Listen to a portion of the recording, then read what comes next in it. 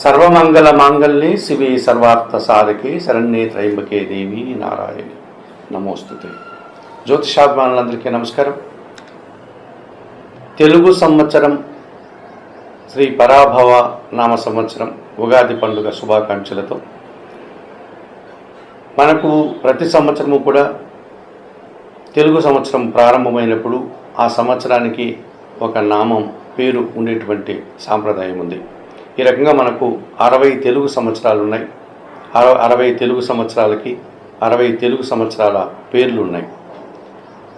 ప్రభవ నుంచి అక్షయ వరకు ఉన్నటువంటి ఈ 60 తెలుగు సంవత్సరాలలో ఈ సంవత్సరం 2026 మార్చి 19వ తారీఖు గురువారం రోజు ప్రారంభమవుతున్నటువంటి ఈ తెలుగు సంవత్సరానికి శ్రీ పరాభవ నామ సంవత్సరం అనేటువంటి పేరును చెప్పడం జరిగింది. ఈ పరాభవ నామ సంవత్సరం 60 సంవత్సరాల పేర్లలో ఇది 40వ సంఖ్య, అనగా 40వ సంవత్సరం పేరు శ్రీ పరాభవ నామ సంవత్సరం. ఇప్పుడు జరిగిపోయినటువంటి సంవత్సరం శ్రీ విశ్వావసు నామ సంవత్సరం 39వది. అలాగే 2027 ఏప్రిల్ 6వ తారీఖున ఈ శ్రీ పరాభవ నామ సంవత్సరం ముగిసిపోగానే తర్వాత ప్రారంభమయ్యేటువంటి మరొక తెలుగు సంవత్సరం శ్రీ ప్లవంగ నామ సంవత్సరం. ఇది వరుస సంఖ్యలో 41వ సంవత్సరం. ఈ 40వ సంవత్సరం శ్రీ పరాభవ నామ సంవత్సరం ఇప్పుడు మనకు 2026 మార్చి 19వ తారీఖు గురువారం రోజున ప్రారంభమవుతుంది. మరి శ్రీ పరాభవ అన్న పదానికి అర్థం ఏమిటి అని కనుక మనం ఆలోచిస్తే, సహజంగానే ఇద్దరు వ్యక్తుల మధ్య ఒక వివాదం జరిగినప్పుడు, లేకపోతే ఒక సమస్య వచ్చినప్పుడు వారిలో ఒకరు విజయాన్ని సాధిస్తారు, మరొకరు ఓటమి పాలవుతారు. ఆ రకంగా శ్రీ పరాభవ నామ సంవత్సరం అన్న పదానికి ఈ సంవత్సరంలో చాలా వరకు ఓటమి పాలవుతారు, పెద్ద అపజయాన్ని అవమానాన్ని ఎదుర్కొంటారు అన్న అర్థం. మరి ఎవరికి ఈ అవమానము, ఈ పరాజయము, ఈ పరాభవము అని ఆలోచిస్తే అది రాజకీయ నాయకులు కావచ్చు, పెద్ద పెద్ద వ్యాపారవేత్తలు కావచ్చు, సమాజంలో పేరు పొందినటువంటి ప్రముఖ వ్యక్తులు కావచ్చు. అలాగే సాధారణమైనటువంటి ఇద్దరు వ్యక్తుల మధ్య సమస్య వచ్చినప్పుడు ఆ వ్యక్తులు ఎక్కువ పరాభవం పొందడానికి, ఎక్కువగా అపజయం పొందడానికి అవకాశం ఉంటుంది అన్నది సహజమైన అర్థం. అనగా ఈ సంవత్సరం, ఈ తెలుగు సంవత్సరంలో ఎక్కువగా అపజయాలు, ఓటములు, అవమానాలు ఉంటాయి అన్నది సాధారణమైనటువంటి అర్థంగా మనం స్వీకరించాలి.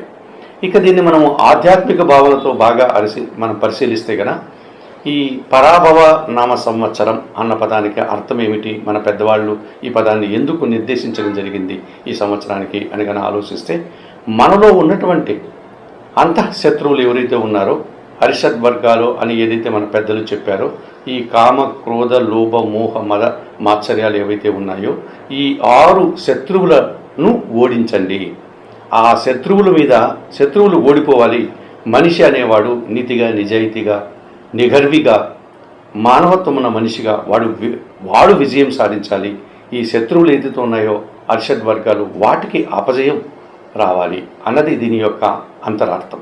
ఈ రకంగా ఆలోచించినప్పుడు మనమంతా కూడా మనలో ఉన్నటువంటి స్వార్థాన్ని, లేకపోతే ద్వేషాన్ని, కోపాన్ని, క్రోధాన్ని, ఇటువంటి వాటిని అన్నింటినీ కూడా మనం త్యజించి మంచి మనిషిగా ఈ తెలుగు సంవత్సరంలో మనమంతా కూడా జీవితాన్ని ప్రారంభించాలి అన్నటువంటిది ప్రధానమైనటువంటి అర్థం, పరమార్థం. ఇక ఈ శ్రీ పరాభవ నామ సంవత్సరం ఇది 2026 మార్చి 19 గురువారంతో ప్రారంభమై 2027 ఏప్రిల్ నెల 6 వరకు ఈ సంవత్సరం కొనసాగుతుంది.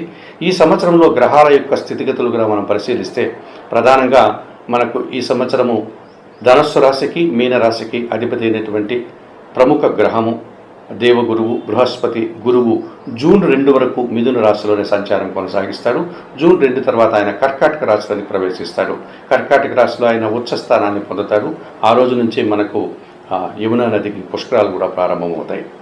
ఇక శని భగవానుడు కర్మకారకుడు, వృత్తి, ఉద్యోగ, వ్యాపార, వ్యవసాయ రంగాలకు ప్రధానమైనటువంటి ప్రాతినిధ్యం వహించేటువంటి గ్రహం శని భగవానుడు.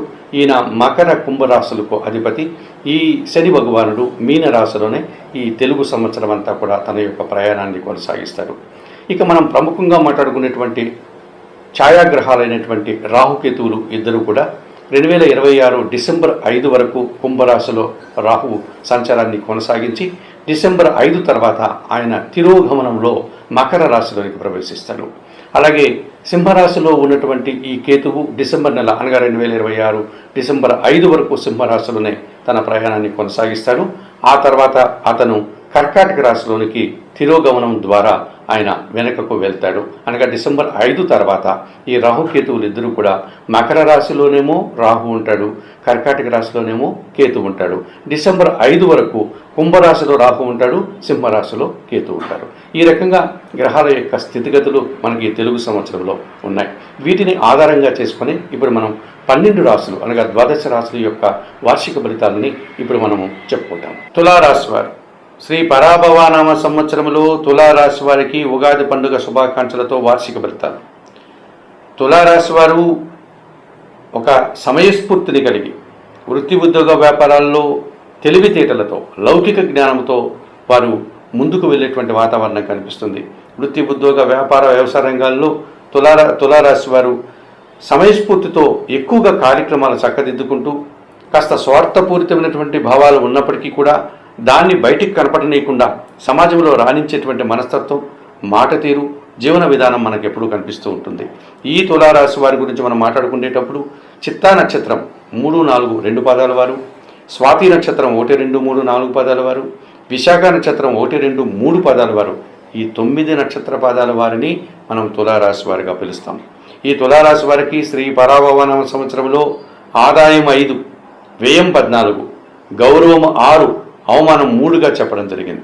ఈ సంవత్సరం తులారాశి వారికి మంచి ఫలితాలు వస్తాయి. సమాజంలో గౌరవ మర్యాదలు అందుకునే వాతావరణం కనిపిస్తుంది. శ్రీ పరాభవనామ సంవత్సరంలో తృతీయ షష్టాధిపతి అయినటువంటి గురువు 2026 జూన్ నెల 2 వరకు భాగ్యములో మిథున రాశిలో మంచి ఫలితాలను అందిస్తాడు.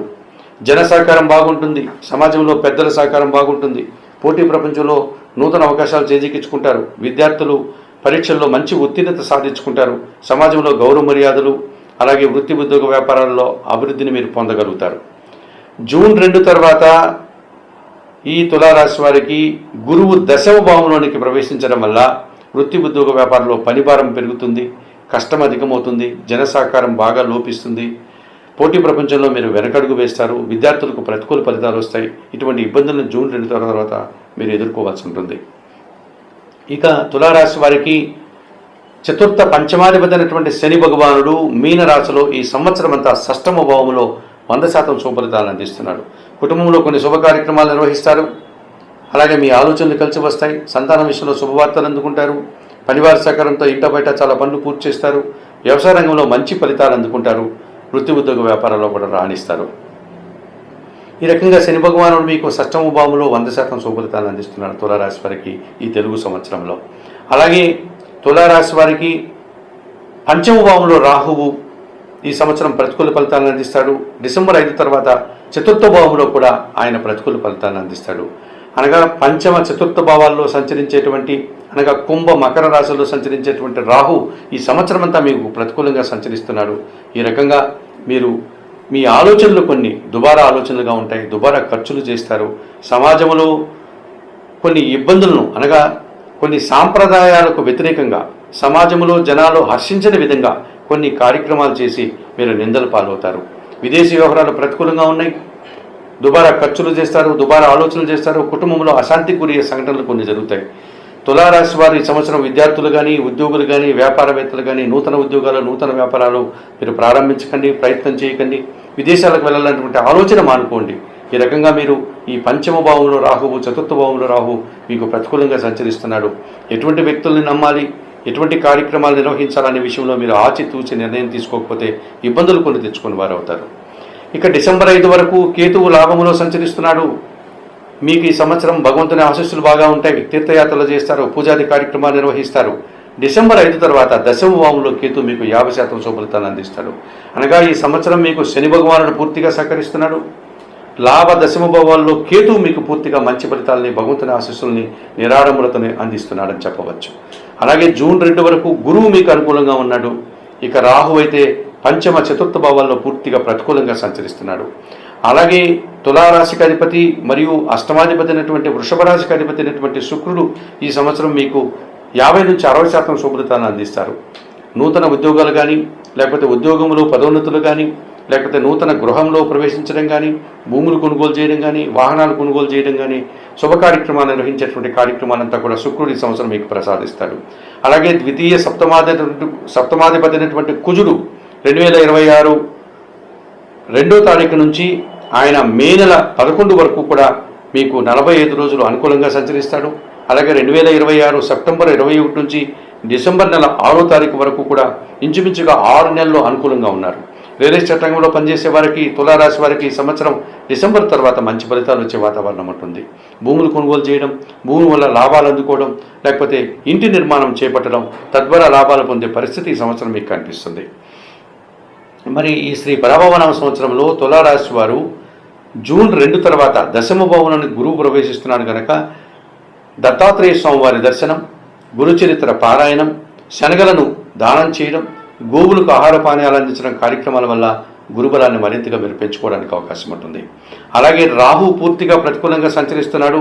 తప్పనిసరిగా మీరు చాముండేశ్వరమ్మ వారి దర్శనం చేసుకోండి. శ్రీదేవి ఖడ్గమాల స్తోత్రం నిత్యం పారాయణం చేయండి. ఎర్రటి పూలమాలను అమ్మవారికి సమర్పించండి. కుంకుమ పూజాది కార్యక్రమాలు నిర్వర్తించండి. మినుములను కానీ, ఎర్రటి పండ్లను కానీ పేదవారికి దానం చేయడం వల్ల తులారాశి వారు మరింతగా మంచి ఫలితాలు పొందడానికి ఈ సంవత్సరం అవకాశం ఎక్కువగా ఉంది.